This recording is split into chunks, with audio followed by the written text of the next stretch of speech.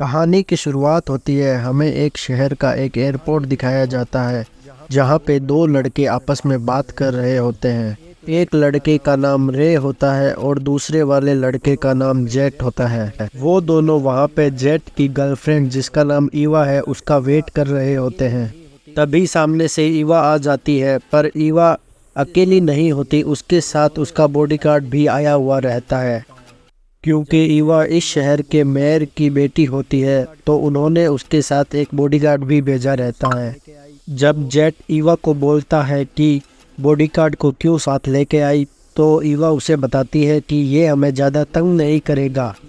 उसी एयरपोर्ट पर हमें एक छोटी बच्ची जिसका नाम रोज़ा होता है वह अपनी नाना नानी के साथ दिखाई जाती है, जो कि उसी फ्लाइट में जाने वाली है जिसमें रे, ईवा और जेट जाने वाले हैं।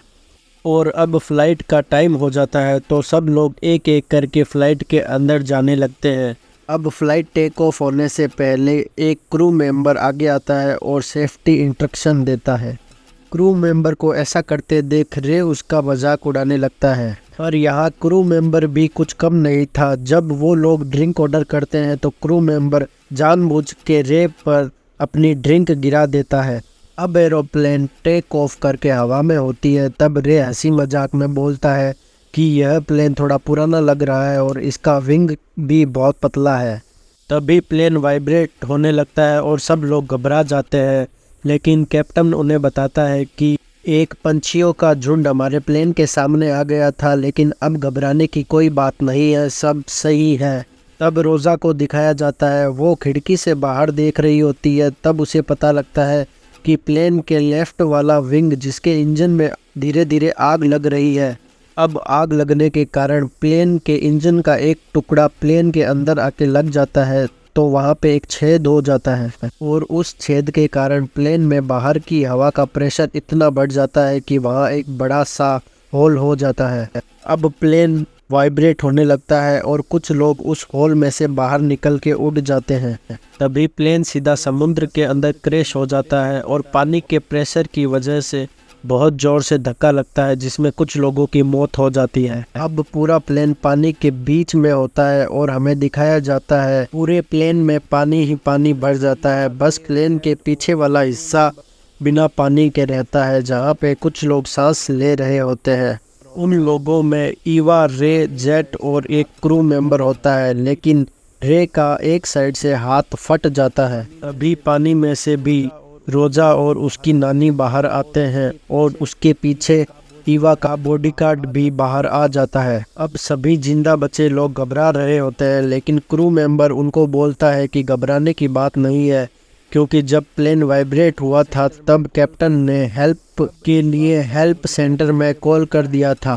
तब ईवा का बॉडीगार्ड उसे बोलता है कि प्लेन के पीछे हमेशा एक ऑक्सीजन टैंक रखा हुआ होता है, तो वो जाओ और लेके आओ। लेकिन क्रू मेंबर जब ऑक्सीजन टैंक लेके आता है तब उसे पता लगता है टैंक पूरा खाली है। तभी बीच में रे बोलता है कि हम जब फ्लाइट के ऊपर चढ़ रहे थे तभी हमारे साथ एक और व्यक्ति था जिसके बैग में ऑक्सीजन टैंक था। ये बात सुनकर ईवा का बॉडीगार्ड ऑक्सीजन टैंक लेने के लिए पानी के अंदर चला जाता है।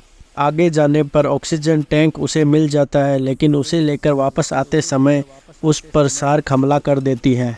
शार्क के हमला करने के कारण बॉडीगार्ड घायल हो जाता है, लेकिन फिर भी शार्क से बच के बॉडीगार्ड ऑक्सीजन टैंक बाकी लोगों तक पहुंचा देता है। जैसे ही वो ऑक्सीजन टैंक बाकी लोगों को देता है, पीछे से शार्क उसका पैर पकड़ के उसे पानी के अंदर खींच के मार देती है।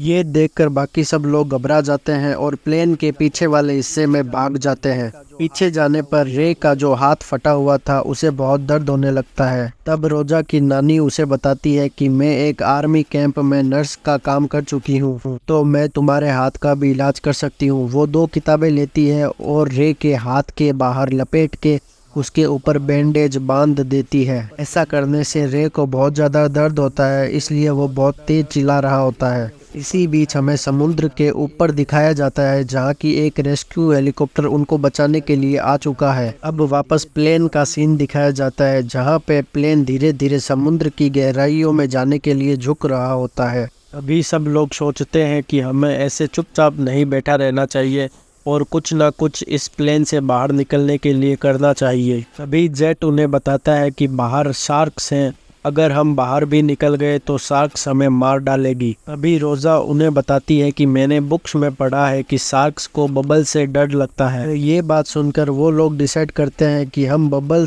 बनाकर शार्क्स को डिस्ट्रैक्ट करेंगे और हम बाहर निकल जाएंगे।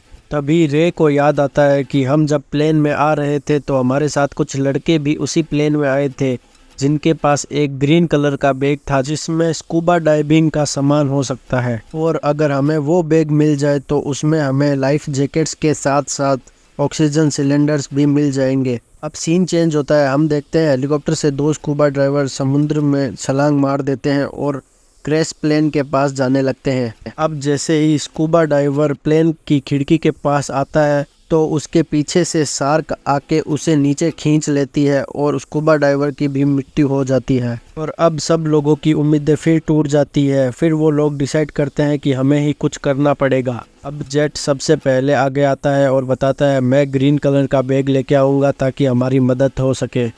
लेकिन जेट थोड़ी दूर आगे जाता है पानी में, तभी उसे शार्क खींच लेती है और उसका पैर घुटनों के नीचे से खा जाती है। शार्क उसे पूरा खाए उससे पहले बाकी सब लोग उसका हाथ पकड़ के अपनी तरफ खींच लेते हैं और वो लोग देखते हैं जेट ने अपना पूरा पाँव घुटने के नीचे से गवा दिया। तब रोज़ा की नानी 2 सीट बेल्ट लेके उसके पैरों में टाइट बांध देती है ताकि उसे खून रुक जाए। ये सीन देखकर सब लोग फिर से घबरा जाते हैं, लेकिन इस बार ईवा बोलती है अब मैं जाऊंगी और ग्रीन बैग लेके आऊंगी। अब ईवा धीरे धीरे आगे बढ़ती है, लेकिन शार्क्स वहां पर नहीं होती तो वो आसानी से ग्रीन बैग को लेके वापस आ जाती है। अब ईवा जेट के पास बैठती है क्योंकि जेट की तबीयत बहुत ज़्यादा ख़राब हो जाती है और उसकी मृत्यु हो जाती है। ये देखकर सब लोग फिर से दुखी हो जाते हैं। फिर भी सब लोग ग्रीन बैग खोलकर उसमें से लाइफ जैकेट और ऑक्सीजन टैंक बाहर निकालते हैं।